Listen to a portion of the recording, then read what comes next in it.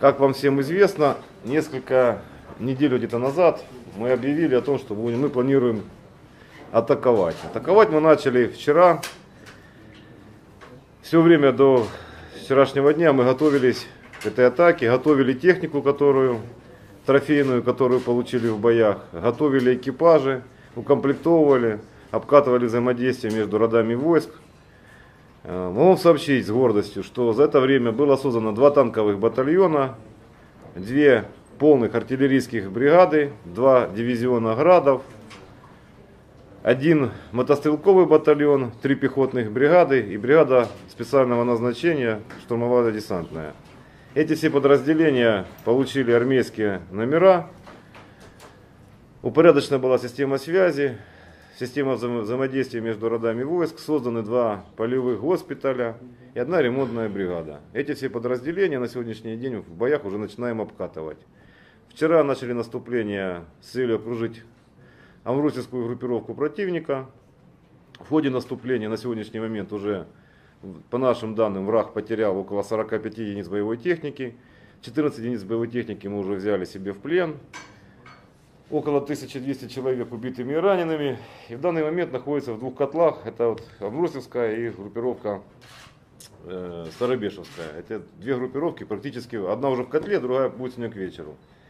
Сегодня в 4 часа утра мы начали наступать на Еленовку. В данный момент в Еленовке продолжается бой. 2/3 Еленовки находятся под нашим контролем.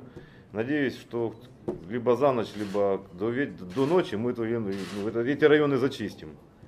На этом сразу буду говорить, наступление заканчиваться не будет, оно будет продолжаться и будет продолжаться до тех пор, пока мы не освободим все населенные пункты Донецкой Народной Республики. Армия, вооруженные силы к этому готовы, поддержку народа вы видели и надеюсь, что пленных будет все больше, больше и больше. Это так вкратце то, что я хотел вам сказать. По поводу парада.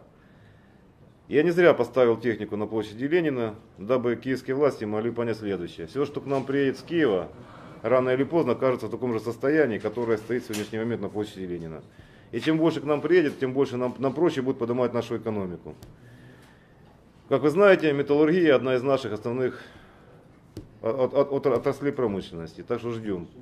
Ждем, надеемся, что и будет чем больше, тем лучше. Это то, что хотел сказать я. Особо хотел поблагодарить министра обороны Владимира Петровича за плотное сотрудничество, понимание всех целей и задач, которые стоят перед правительством и передо мной в частности, за его неограниченную работоспособность и за личную смелость и храбрость, наверное. Если есть что-то сказать, пожалуйста, говорите. Да, уважаемые журналисты, уважаемые телезрители ваших каналов, хотел бы обратиться ко всем, что к нам сюда пришли действительно оккупационные захватнические войска украинской армии, которые подогреваются националистическими идеями, которые не ставят жизнь людей во главу всего, что делают другие народы, а именно для них не важно, их интересует территория, их интересуют ресурсы, не более того. Самое главное, что нанося свои подлые удары по жилым комплексам, где находятся мирные жители, бабушки, женщины, дети. Недавно, как вчера, было нанесено огневое поражение по жилым кварталам, где погибла 9-летняя девочка, где в помине не было ополченцев. Они используют подлую тактику минометов, кочующих групп, которые выезжают, отстреливают 10-20 мин, сколько успевают, и быстренько уезжают. Город очень большой, с этим связаны лишь обстрелы центра города. На самом деле у нас есть уже все данные по поводу перемещения этих минометных групп и так далее. Я думаю, в ближайшее время они будут, во-первых, обезврежены. Во-вторых, что касаемо вооруженных сил. Вооруженные силы — это единая единица. Здесь присутствует единоначалие и не будет разброда, как говорят, были выражения о том, что армия ДНР — это махновцы и так далее и тому подобное. Это все ложь, которая создается киевской хунтой, людьми, которые очень тяжело, точнее, их назвать людьми, потому как они пустили танки, грады, артиллерию против народа. Все. Если есть какие-то вопросы, прошу вас задавать. Еще сразу скажу, что я готов сегодня дать интервью каждому из каналов, ну кто же пожелает. Прямо сейчас, после этого брифинга, можно будет пообщаться с каждым отдельно. Поэтому с учетом этого все вопросы можете задавать побыстрее. А можете сказать, ополченцы применяют огонь среди жилых домов? Используется такая? Давайте сразу вас поправлю. Ополченцы мы были еще, наверное, 10 дней назад. На сегодняшний день это вооруженные силы Донецкой Народной Республики. Вооруженные силы Донецкой Народной Республики всеми силами и всеми возможностями не пытаются наносить огневые удары в скопление в жилые кварталы и дома. То есть этого у нас не практикуется и практиковаться никогда не будет. Для нас это наша Родина, это наша земля, это наше Отечество. И поэтому для нас война, это война на нашей территории. Мы ее максимально хотим сохранить. Мы не звери, мы не воюем в Киеве, мы воюем у себя дома. За свое Отечество, за свою землю. Поэтому мы такого не практикуем. Первый канал Москва. Как бы вы могли охарактеризовать действия украинских вооруженных сил на ваше наступление? Они знали об этом, не знали, они в растерянности, они сопротивляются, либо откатываются. Не, давай я просто расскажу. Просто два вопроса таких. Смотрите, вероятнее всего, да не то, что вероятнее, они знали о нашем контрнаступлении, и мы из этого особо секрета не делали. Мы просто секрет делали время и место, куда мы будем наносить удар. Но так как сразу буду говорить, там регулярные есть войска, есть офицеры, которые, к сожалению, еще попроходили в советские времена училища, там, академии заканчивали. Они готовились к всевозможным вариантам, и какой-то из этих вариантов они все-таки предугадали. Бои на самом деле тяжелые. Еще раз повторю, я уже как-то говорил, на самом деле очень хорошо бьются регулярные части. Вот регулярная армия, она действительно сражается, она стоит, она терпит поражение, практически не сдается. Откатывается это батальон Шахтерск, Айдар, там, где находятся эти части, доступать сюда легко, в принципе, они не сопротивляются практически, при первых же выстрелах стараются убежать, отойти от огневого контакта, они никогда не вступают в огневой контакт, вообще никогда. Они стараются уйти и вызывают регулярные подразделения, которые потом вместе с ними начинают атаковать. Повторю сразу, бои очень тяжелые, чувствуется сильный перевес в технике, действительно у них ее очень много. И за счет этого бои, сутки мы проходили порядка около 40 километров. То есть, сами понимаете, какой интенсивностью были боевые столкновения. Все.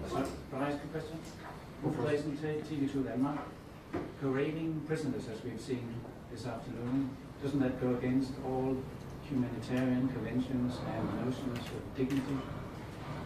Да, Украине ТВ-2.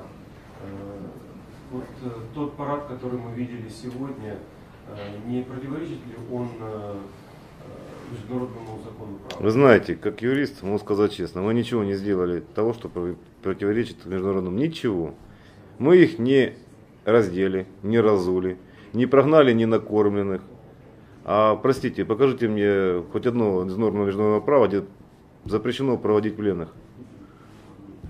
Извините, ничего противозаконного мы не сделали. Абсолютно. What was the purpose of the parade today? Were you trying to send a message to Kiev, and why did you make the decision to parade the prisoners of war? Какая была цель сегодняшнего парада? Вы хотели как что-то сказать Киеву, и какая была цель? Нет, вот я понял, чему вы хотите. Киев сказал, что 24 числа, на День независимости Украины, они парадным маршем пройдут по Донецку. Они действительно прошли маршем, но не парадным, по Донецку. Именно 24 числа, именно в день своей независимости, бойцы его вооруженных сил прошли маршем по центральной улице города Донецка. В принципе, все, что сказал Порошенко, так и состоялось. Они здесь были, они проходили, вы все прекрасно видели, что они тут были, Порошенко не соврал. Они прошли, техника их не стояла. Все. Скажите, вот на этой неделе Луганск получил гуманитарную помощь от России. Вы ждете такой помощи и когда она может поступить? Мы ждали еще вчера, еще раньше, чем Луганск. У нас населенный город по населению, по численности больше, чем в Луганске, поэтому логичнее было получить ее первее. Но в Луганске ситуация тяжелее, чем у нас, поэтому туда отвезли. Надеемся, что она придет, и надеемся, что она придет в ближайшее будущее. Какие-то сроки уже, вообще переговоры, они ведутся уже? Так же, как велись в Луганском, и также в этот же день должны были получать и мы, но, к сожалению, мы ее не получили. А луганцы с вами не поделятся? Ну, вы знаете, честно, из меркантильных соображений, как хозяйственников, хотелось бы. Но понимаю чисто человеческие чувства и понимаю, что ситуация там намного сложнее, чем здесь. Пока мы обходимся своими силами, но надеемся, что помощь подойдет в ближайшее время. Поэтому желание и просить никого не будем, чтобы никто с нами не делился. Еще вопросы? Скажите, пожалуйста, некая историческая параллель с июлем 44-го и маршем фашистов, это получилось случайно или намеренно? Вы знаете, честно скажу, я недавно, мы вместе, помнишь, наблюдали один из знаков отличия, какая там, вторая отдельная, да? Дивизия Галичина. Не, вторая отдельная бригада, полная эмблема дивизии СС Галичина, значок нагрудной, 79 лет, СС Галичины, они ее носят. И вот когда мы это увидели, да, полный этот знак этой дивизии, скажу честно, у меня очень в роду, там, наверное, как у многих из вас присутствующих, и есть ни одна семья в России не понесла каких-то потерь во время Второй Великой Отечественной войны. Так же, как и моя семья. И вот один из моих предков сражался против дивизии СС Галичина. То есть это уже не то, что параллели, да, это уже просто поколение. То есть мой прадед, получается я, и опять же та же самая дивизия, и возникло желание повторить 44-й год. Да вы понимали, что это все то есть это уже было, оно повторяется, но результат останется тем же самым. Сколько на Россию не приходите с мячом, столько раз вы ее получите. К сожалению, я обратил внимание, уважаемые журналисты, провел одну параллель. К нам Запад ходит с регулярностью раз в 30-50 лет. То есть в течение 30-50 лет нам западная цивилизация пытается навязать свои какие-то, свое мнение, свой образ жизни. Пожалуйста, посмотрите, Первая мировая, Великая Отечественная, разрыв по времени практически 30-50 лет. До этого Крымская война и так далее. Просто вы историю полистайте постоянно. И по традиции, приходя к нам, он получает взятие Берлина, взятие Парижа и так далее, так далее, так далее. То есть это уже традиция. В Киеве каждый год Майдан, кто не пляшет, тот москаль, кто не скачет, да? То Запад приходится раз в 30-50 лет получить то, что заслуживает. Поэтому то же самое было в 1944 году. Сейчас 2014. Чуть задержались, что-то в этот раз затянуло. Еще вопросы?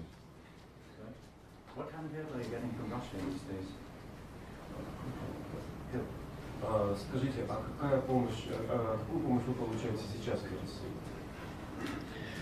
России? Частные лица, определенные организации, продукты питания, одежду, медикаменты.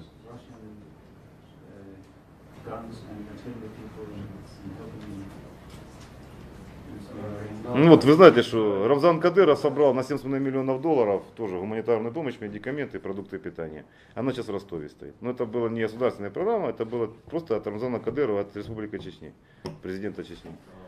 Надо сказать, что посылаются также и специалисты по артиллерии и сама артиллерия. Вы знаете, я послезавтра приглашу сюда несколько французов, офицеров Франции, которые пришли, специалисты, именно французы. Они хотят сражаться у нас, они готовы дать интервью. А у нас есть французы. Почему считаете, что там и сербы есть, и швейцарцы?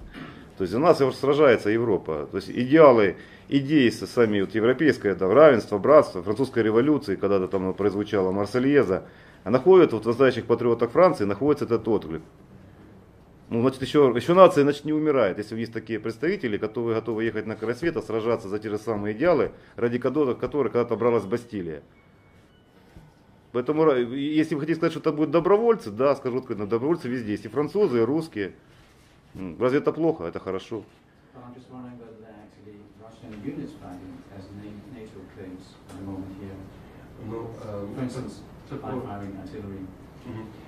Вопрос такой, что не существует ли регулярных частей российских, которые сражаются на стороне? Нет, Владимир Петрович, давайте я все-таки еще раз отвечу на этот вопрос. Понимаете, если вы думаете, что посылают российская армия регулярные части, так я отвечу, наверное, на другой вопрос. Если бы Россия сюда прислала свои регулярные части, то мы с вами не разговаривали там о позиционных боях под Еленовкой. Мы бы, наверное, разговаривали о позиционных боях под Киевом. или возможностям захвата Львова, операции разработки. Ну, понимаете, о чем я говорю? Если бы это были регулярные части Российской Федерации. То есть сейчас идет война на нашей земле, за нашу территорию. Приток добровольцев со всех концов света есть. К сожалению, вот как вы сказали, я бы это, наверное, очень хотелось. Но прекрасно понимаю, что с политической точки зрения это невозможно и это нереально. Благодаря, кстати, европейским странам. Вы же не признаете эту войну отечественной. Вы же признаете антитеррористическую операцию против террористов и сепаратистов. А, кстати, у вас же там была хартия свободной территории разработана, не по-моему, где там, не в Брюсселе, ну в Швейцарии. Где территории имеют право быть свободными, проводить свои референдумы. Кстати, также по таким же принципам живет Германия. Скоро будет референдум в Англии по делению Шотландии. То есть вы свои принципы называете демократическими, действительно демократично проводите, но не совсем, правда, да? Пример Чехии, когда разделилась Чехословакия, Чехия и Словакия, был мирный. Югославию, к сожалению, вы разорвали на 1000 маленьких частей. Причем военным методом. Ну, у нас то же самое происходит. То есть, если вы перестанете быть политикой двойных стандартов, воспринимать будете ситуацию так на самом деле, как она есть. Если вы будете понимать, что тут народ... Понимаете, в чем наша вина? Вот в чем вина Донецка, Донбасса, в частности, нашей земли? Потому что мы просили жить независимо. То, что мы хотели жить так, как мы хотим, говорить на нашем языке, на котором мы хотим. Мы хотели дружить с тем, чем мы хотим, с кем мы дружить хотели. Мы не хотели идти в Европу. Я считаю, это неплохо. То есть у нас разные менталитеты. То есть, если, допустим, Западная Украина воспринимает там нормально однополые браки, там, и так далее, так далее, так далее. У вас там одна религия практически. То у нас другая религия, мы это не воспринимаем, мы хотим на восток идти. Мы хотели жить так, как мы хотим вначале. Нам этого не разрешали. Сепаратисты, террористы. Обратите внимание, мы не захватывали первые, ни обл. Администрации. Мы не полили райотделы. Это всему то, что делал Майдан. Лозунги «нет иерархии», то же самое говорим мы. Равенство и братство, то же самое говорим мы. Свобода вероисповедания, свобода языка, свобода выбора. Все те же самые лозунги с Майдана. Практически один в один. Так в чем мы плохие перед ними? Что мы сделали так, или что мы сделали такого, за то, что нас нужно бомбить самолетами, стрелять нас из танков, фосфорными бомбами. Вот вы мне объясните, что такое антитеррористическая операция? Силы полиции и спецслужб. Они воинские регулярные подразделения, не военная техника, не авиация. Где же это видано? Ну, уважаемые журналисты, если что неправильно сказал, поправьте. Если мы террористы, с нами должна бороться кто? Полиция, милиция, СБУ. 30-я, 25-я, 95-я, 72-я, 76-я. У нас вся украинская армия присутствует на нашей земле. Вся приехала.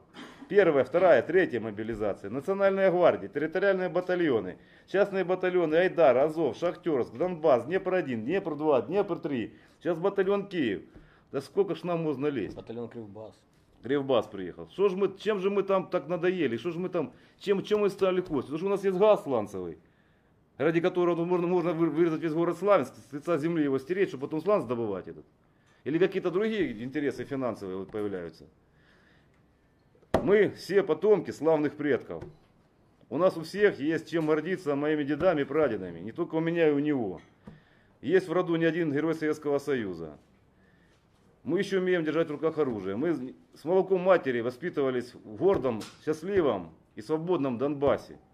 И придя к нам в Донбасс, любовь, кто сюда пришел, могу с уверенностью сказать, что мы за свою землю зубами будем драться. И очень большая была ошибка Киева, Запада, всех любых других, что они нас разбудили. Мы работящий народ. Когда кто-то скачет за 300 гривен на Майдане, у нас люди ездили, опускали шахту, добывали уголь, плавили металл, сеяли хлеб, и никто не скакал. Потому что скакать некогда было, мы работящие.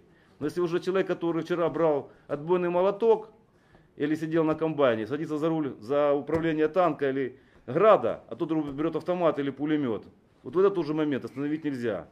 Тот, кто бросил работу, он знает, за что он ее бросил, и знает, за что он будет драться. Драться будем до последнего. И можете так вот всем и передать, что не будите зверя дальше. Не надо. Пока есть возможность, просьба большая. Пожалейте, пускай они пожалеют своих матерей, матери пожалеют своих сыновей. Вот все, что мы показали, я вам скажу откровенно. Пускай для некоторых это будет, наверное, страшным известием, но под Степановкой, Саур-могилой до сих пор несколько сотен лежит бойцов вооруженных сил украинской армии, которые числятся пропавшими без вести, а на самом деле они убиты. И когда выступает жена и говорит, мне написали, что он пропал без вести. Киевская власть специально это делает, их сотни и тысячи. Захоронений, которые они закапываем мы, их тоже уже не один десяток. Я говорю это официально, пускай знают все, кто сюда приедет. Если пришла не похоронка, а пропал без вести, вероятнее всего ваш сын был, брат, муж убит. Шахтерск. Шахтерск. Я могу вам привести пример. Бой 72-й против нас в Шахтерске. 25-й был. И 25-й. Где документы солдат, которые сгорели возле подбитой техники, находятся у меня, которых мы передали вооруженным силам украинской армии тела. В конечном итоге, через 2 недели к нам поступает информация о том, что их не пропали без вести. Объявили, что они пропали без вести. Зачем тогда было тела забирать? И так постоянно. Прошла информация о том, что украинская армия, начиная со времен конфликта, вооруженного столкновения, потеряла 12 тысяч убитыми, 19 тысяч трехсотыми, то есть это раненые, и 5 тысяч пропавшими без вести. Они не пропали без вести. Эти 5 тысяч убиты, закопаны под Карачуном, жестоко закопаны. В Красном Лимане. В Красном Лимане. Под В районе Голубых озер Славянска сбрасывали с вертолетов с привязанными к ногам камнями. Владимир Петрович, ну да, не будем только этими подробностями прессу будоражить. Поэтому почему? Пускай знают. Парад, который сегодня прошел, и Порошенко не зря сказал, что все 120 человек из 1200, которые сегодня туда вышли на парад, поедут на восток. Мое желание, просто как человека, как обычного человека, я говорю, я не хочу воевать, я не хочу никого убивать, но я за свою землю буду грызться до последнего, биться, неважно с кем, когда и сколько их будет. Я просто понимаю, что эта война идет на самом деле для уничтожения, мы воюем между собой, мы славяне на самом деле. И мы уничтожаем, нашими руками уничтожает свет и свет той стороны, лучших людей. И если есть такая возможность, просто донести до всех родственников, матерей, не надо сюда посылать никого. Дайте нам свободно жить, спокойно. Оставьте нас в покое, мы никого из вас не трогаем. Мы не пришли к вам в Киев, мы не пришли к вам в Запорожье, в Днепропетровск, мы не грабим ваши села, не насилуем ваших женщин, не убиваем стариков, не забираем у них награды. Помнишь, за Сталинград, за взятие Берлина, звезда героя, орден славы, красного знамени, перемешано с женскими серьгами и со всем остальным. Мы этого не делаем. Мы хотим на своей земле жить так, как мы хотим. Вы нам не нужны. Мы с вами разные. Восток и Запад Украины это был искусственно созданный конгломерат. Нас и слепили искусственно из всех. Но мы не первые начинали эту войну. Если у кого-то есть политический разум, воля и смелость настоящего мужчины, я предлагаю просто объявить о прекращении этой операции, объявить о статусе нас, как угодно, можно не признавать, оставить нас в границах нашей Донецкой и Луганской республик, помахать нам рукой, мы помашем в ответ. Мир, Африка, жвачка. Еще какие-то вопросы есть? Александр Владимирович, да. Следующий вопрос от французской газеты «Libération». Вы здесь упомянули о том, что будет пресс-конференция с французскими интернационалистами, да? Когда она может состоиться, когда с ними можно встретиться? Ну, Владимиру Петровичу этот вопрос зададите завтра, хорошо, в понедельник. Они к нам прибывают, и он вам ответит, когда они смогут. Только они по-русски говорят очень плохо, скорее всего, он будет общаться на французском. Ну, вот с ними свяжетесь. А как, я не знаю, через моего пресс-секретаря. А он там сзади сидит. Девушка. Сзади возьмете телефон у пресс-секретаря.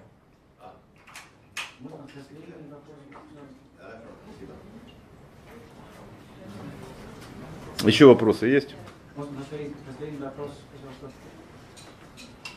Do you think the meeting on Tuesday with Putin Poroshenko is able to provide a solution?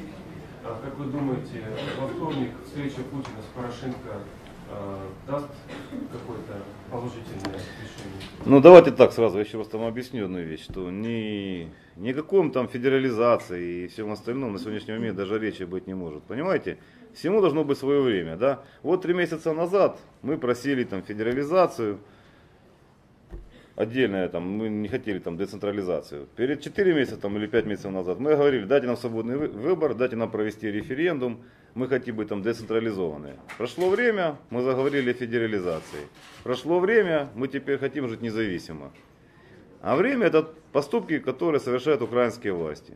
Сначала нам запрещают, потом нас полицейскими методами пытаются это ограничить, арестовывают, оцепляют, после этого начинают провести террористическую операцию. Мы беремся за оружие, они приходят туда с войсками, все с каждым разом все больше. На сегодняшний момент пролилось столько крови, это уже, я не знаю, как это можно объяснить. Люди умирают за свободу, и мы будем говорить то же самое, что это федерализация. Это сладкая конфетка. Понимаете, что такое слово федерализация? Вы же на России умные люди, вы понимаете, что это не 1 год. Это Венецианский суд, это принятие, это так далее, так далее. Это куча процедур, которые нужно пройти. Мы хотим жить самостоятельно уже. У нас очень богатый край. Кто бы что ни говорил по поводу там, дотаций и всего остального, это все был обман ради того, чтобы тут коррупционными схемами разворовывались бюджетные деньги. И любой из президентов это все прекрасно понимал и сам в этом практически всегда участвовал. Мы самодостаточный регион со своим сельским хозяйством, с хорошо развитой промышленностью, с лесами, полями, морями. У нас тут все есть. У нас представлены все, начиная от Швейцарии, заканчивая морем. Курортные зоны, сельское хозяйство, промышленность, химическая, угольная, какая угодно. Богатые недра, и газ, и залежи полезных ископаемых серьезных. Мы можем и должны себя кормить сами. Кто бы как ни говорил, да, я прекрасно понимаю, что с экономикой мы связаны с Украиной очень плотно. Что воюя здесь, режа руку, болит и нога, и рука всего организма. Но если они не понимают по-хорошему, просто пояснить по-плохому. Встреча президентов Порошенко и Владимира Владимировича Путина, надеюсь, приведет просто к тому, что нашу позицию учтут и обратят на нас внимание. И с учетом этой позиции будут, наверное, разговор вести эти 2 уважаемых человека.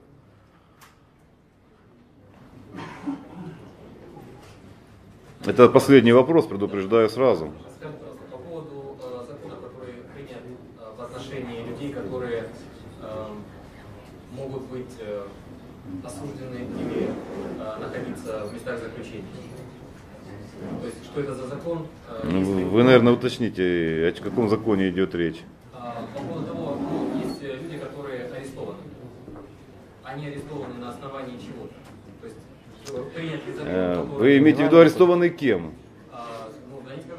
Подождите, давайте я, наверное, перефразирую. Если буду сейчас говорить, если я неправильно говорю, мне поправьте. Недавно мы приняли новый уголовный кодекс. Вы об этом уголовном кодексе говорите? И создание военных полевых и трибуналов, судов. Вы об этом говорите? Да, это вот. Но это, во-первых, не закон, это положение мы принимали на Совмине, после чего вынесли решение нашего Совмина на обсуждение Верховного Совета. Он дал свое добро, это решение было правильно. И вы теперь спрашиваете о тех людях, которые арестованы или бы до того как, или во время принятия этого закона. Ну вот на данный момент, которые содержат... На данный момент у нас находятся задержаны люди, в основном военнослужащие, нарушившие воинскую дисциплину, воинскую присягу. С этим будет разбираться военно-полевой суд, а все остальные по поводу остальных. До принятия этого закона, точнее с момента принятия этого закона, все задержанные гражданские переданы в Министерство внутренних дел и Министерство государственной безопасности, дабы они, разобравшись в ситуации и поняв, кто виноват, кто не виноват, либо отпустили, либо привлекли к каким-то административной ответственности в виде работ от 10 до 30 суток исправительно. Все. Для этого была взята сейчас из СИЗО наша Донецкая, она полностью перешла в нашу сторону. И в этом плане цивилизованно используются все места для задержания, пожалуйста. Можно ли ознакомиться с этим положением? Пожалуйста, с положением можете подняться на 11 этаж приемной, и там, кстати, можете зайти к вице-премьеру по силовым вопросам. Он вам все на эти вопросы ответит. Либо к Караману, который, в принципе, этим тоже вопросом владеет. И либо к генеральному прокурору. Что будет, наверное, более правильнее. Прям прокурор, он его разрабатывал, уголовный кодекс, он, наверное, больше, наверное, на это все ответы и вопросы даст. Вторая часть вопроса Сейчас. относительно смертной казни, которая была предусмотрена. Вы знаете, я скажу откровенно, я считаю, что смертная казнь это является наивысшей, наверное, защитой общества. Вы, наверное, прекрасно помните, что первым моим указом была борьба с бандитизмом. Да, я могу сказать, что везде это явление есть, и никуда от этого не денешься. Почему? Потому что во время революции или под марку революционеров проникают всевозможные криминальные и остальные там элементы. С этим нужно бороться. Дабы ситуацию не доводить до абсурда, когда начнется охота потом на эти полувоенные формирования, было принято решение ввести уголовный кодекс и вершиной защиты общества ввести смертную казнь. После долгих обсуждений это было принято, согласились со всеми присутствующие. И вы все, кстати, понимаете прекрасно, что отмена смертной казни не всегда приводит к уменьшению к количеству преступлений. То есть, как показала практика, на самом деле оно даже вырастает. По количеству тяжких и наиболее тяжких преступлений статистика показывает, что со отменой смертной казни они почему-то идут вверх, показатели. Дабы такого не было, дабы общество было гарантировано спокойно жить, простые люди, бизнес, частные предприниматели, мелкий, средний, какой угодно, должен свободно работать, гарантированно быть защищенным. Вот для этого это было принято решение. Можете сказать, что нужно совершить для того, чтобы... Это уже третий вопрос, прошу Это третий. прощения. Давайте заканчивать. Вы знаете, там есть, если вы хотели спросить, ознакомиться с этим кодексом, там все прописано, и все, что там за что наказывается, там все четко черным по белому изложено. Большое вам спасибо, господа журналисты, до свидания.